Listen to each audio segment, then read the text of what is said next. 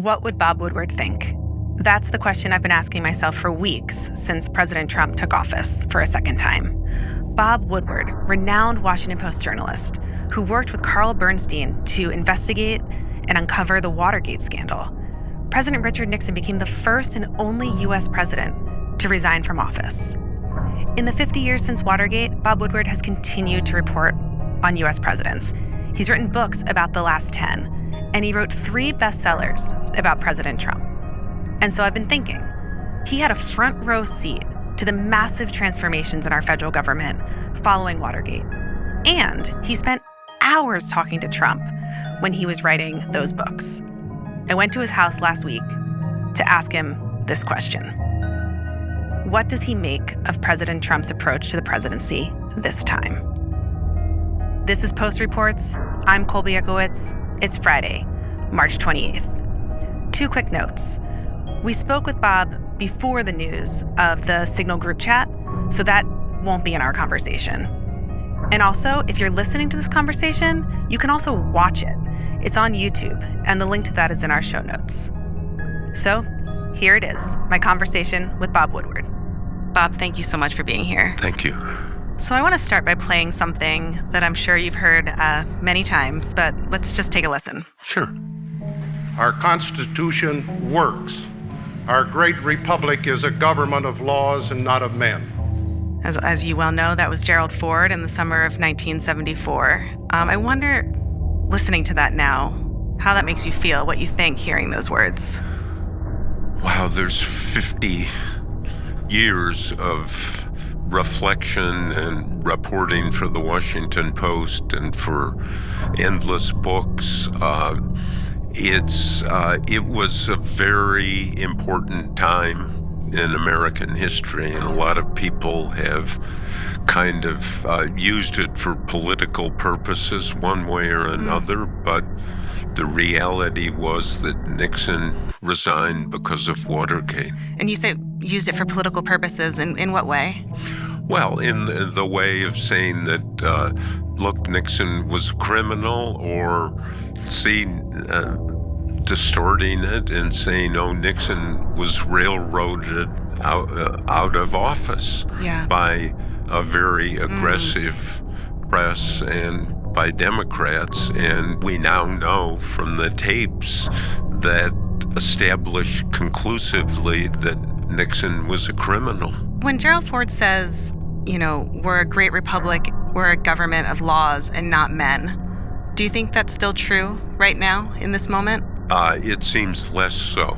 There's it is a very, very different time, obviously, because this is 50 years of history. I went back and got some notes. Great. And I want to be very precise about this because there were laws and changes that took place after 1974 when Nixon resigned. And one of them was a 10-year term for the FBI director. The other was putting inspector generals in place in all of the agencies.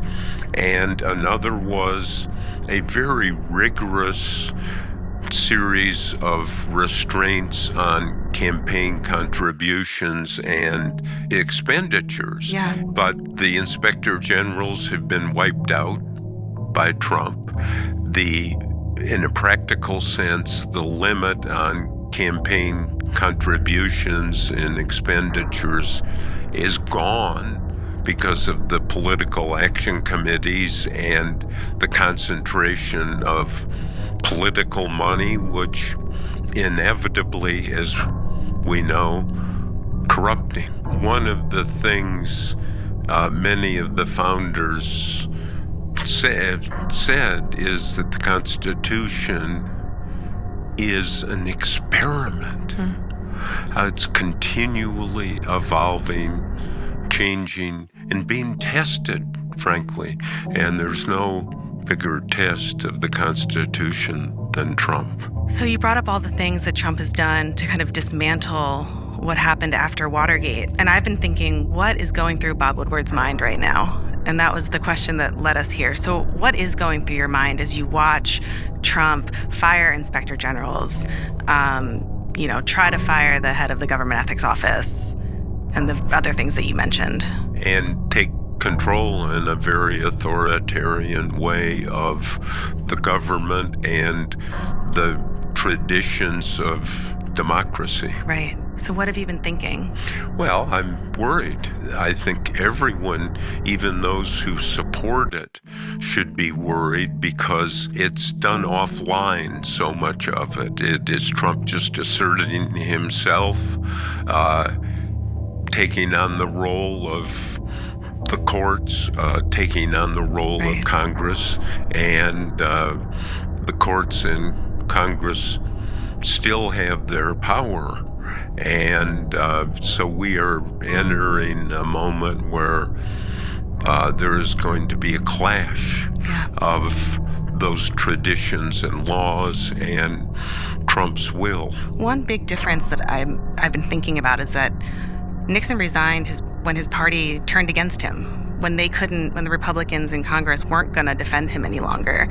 And yet Trump seems to have all of the Republicans in Congress supporting him. I mean, what is it going to take to put a check on the executive if the Republicans in Congress aren't willing to do that? Well, the Republicans have the majority, and they are supportive of Trump and what he's doing at this point. I think it will come a point where Republicans are going to say, is there too much assertion of power by Trump?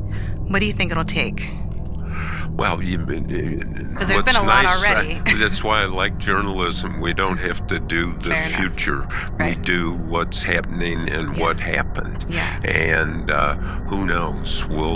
I certainly, but there is a catastrophic confrontation and clash building right now. So, Bob, you've written 3 books on President Trump. You've spent more time with him than most. What are the impressions of him that maybe people don't know? What did you learn about him during all the time that you spent with him? Well, in one of my interviews with him, we're talking about power, which, of course, is an important issue in politics and any institution. And Trump said, real power is, I hate to use the word, but the word is fear. And he